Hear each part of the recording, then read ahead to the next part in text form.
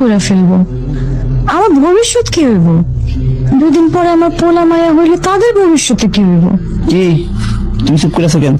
তোমার কিছু লাগবে না? না, আমার কোনো কিছু লাগবে না, আমার কোনো কিছুর উপর তো চাহিদা নাই। আমার দেরি হয়ে গেল, আমি গেলাম। থাকো। হ্যাঁ, এই মা, আম্মা, গেলাম। মিনা, তুমি কি করতেছো?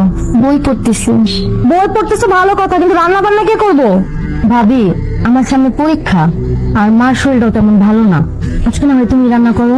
এই পড়াশোনা তো আমরাও করছি, হ্যাঁ, সারাদিন রান্না বান্না করার পর সময় পাবে না, সেই সময় পড়ালেখা করো।